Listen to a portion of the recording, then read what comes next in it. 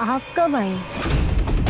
वो अभी अभी आई हैं और जा ही रही हैं बस।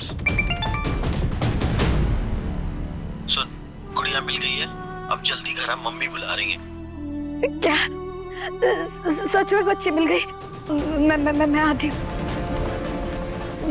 वो मेरी बच्ची गुम हो गई थी तो मैं घबरा गई थी, इसीलिए आप लोगों से मदद लेने आ गई। अभी वो मिल गई। मैं चलती हूँ। एक मिनट मोनिका भाभी, आप अभी आई?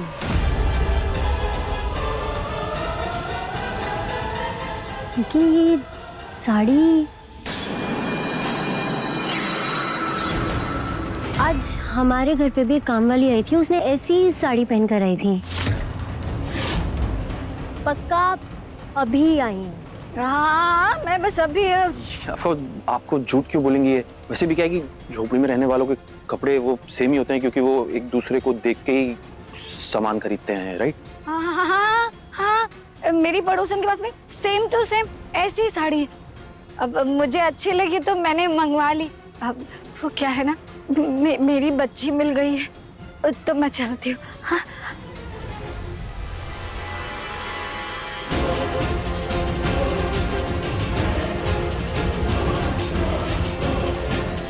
ये बच्चे को इस तरह क्यों रखा है?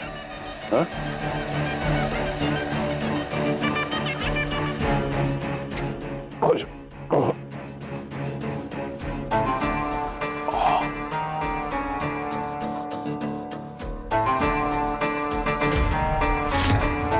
खरोच का निशान। अनुराग, तेरी लापरवाही की वजह से मेरे पोते के गाल पे खरोच का निशान आ गया।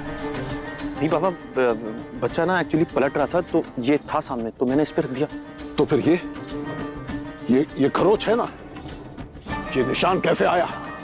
कैसे आया बोल? अब पापा को कैसे सच बताऊं? अनुराग,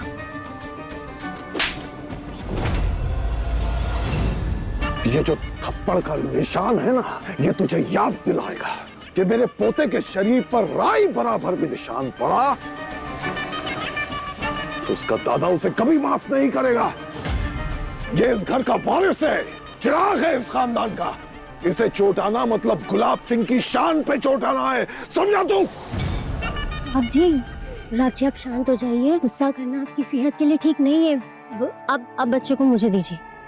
गुलाब जी, हम डॉक्टर को बुलाकर बच्चे का पूरा चेकअप करवाएंगे और आप चिंता मत कीजिए, कोई निशान नहीं पड़ेगा, ना बच्चे के शरीर पर और ना ही आपकी शान पर।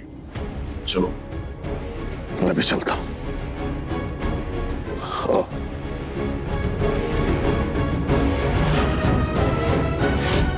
बच्चे को जरा सी खरोच आ गई तो पापा इतना बौखला गए। जिस दिन बच्चे के बारे में सच्चाई पता चलेगी, पूरी गुलाब हवेली को जला देंगे वो।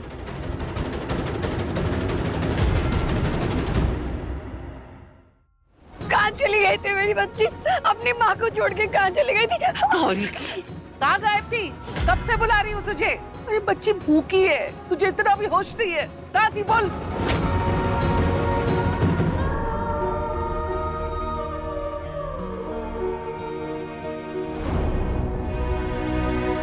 मोनिका भाभी, पूरन भाई, आप दोनों मुझसे बड़े हैं, पर क्या आप लोगों को जरा सा भी अपनी जिम्मेदारियों का एहसास नहीं है? क्या आप लोगों को जरा सा भी अंदाजा है कि आज आप दोनों की लापरवाही की वजह से गुड़िया कितने गलत हाथ में जाते जाते बची है? अगर उसे कुछ हो जाता या वो खो जाती तो क्या करते आप दोनों?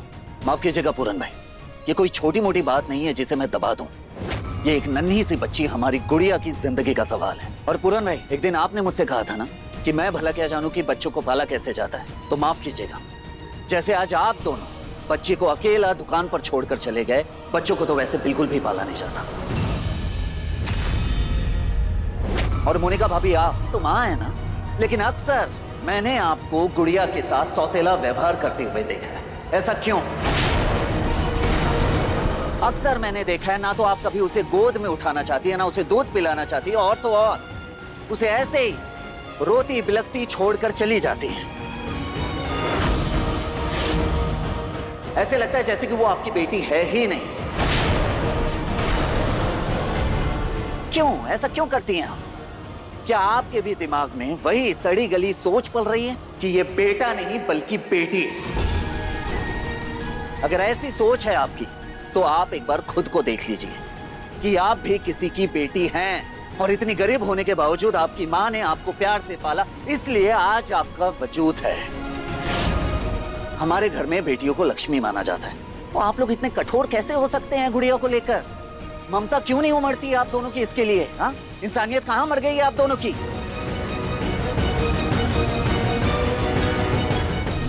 नहीं नहीं देवर जी, ऐसी कोई बात नहीं है। अरे किस्मत वाले होते हैं वो माँ बाप जिनके घर बेटियां जन्म लेती हैं, लेकिन नहीं, आजकल लहर चल पड़ी है कि हर किसी को बेटा चाहिए, क्योंकि बेटा वंश को आगे बढ़ाता है। सब के सब बेवकूफ है। अरे अकल के अंधों, बेटों से नहीं बेटियों से घर का चिराग पैदा होता है, इसलिए बेटियों को लक्ष्मी माना जाता है, लक्ष्मी का रूप माना जाता है, देवी कहा जाता है।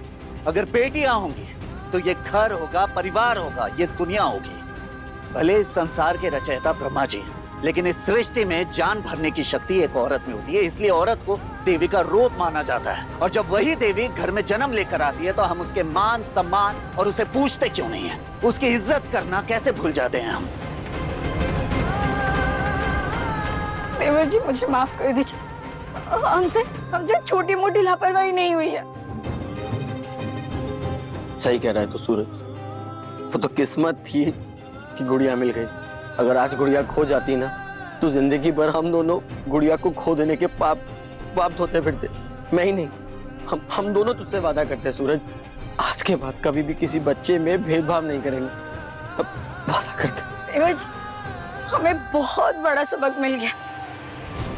सूरज, कभी कभी गलती हो जाती है, अच्छी बात है, उन्हें एहसास है अपनी गलती का, और मुझे यकीन है मोनिका भाभी और पूरन भैया ब्लूटूथ की तरह गुड़िया को भी खूब प्यार देंगे।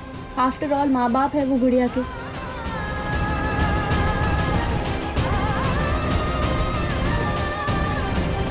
कुंज बिहारी मैं हारी, तुम दोनों एक बात अच्छी तरह समझ लो, आज के बाद तुम दोनों ने इस बच्ची को जरा भी तकलीफ पहुंचाई ना तो मैं तुम दोनों को उठा के इस घर से बाहर फेंक दूंगी।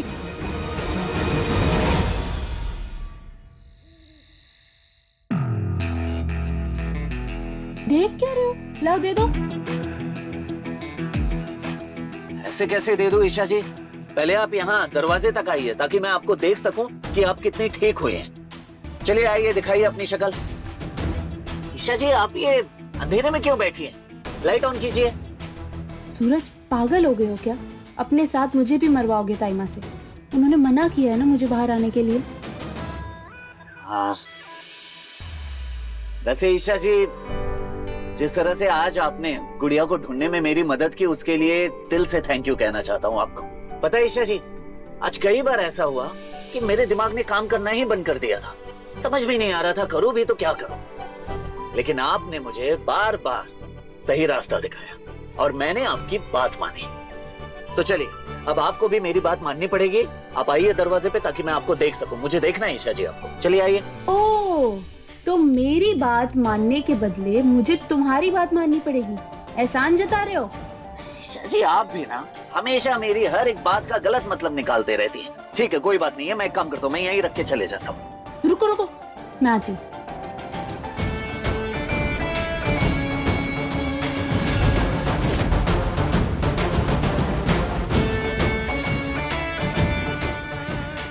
ईशा जी, ईशा जी आपके हाथ पे तो अब भी काफी पॉक्स नजर आ रहे हैं।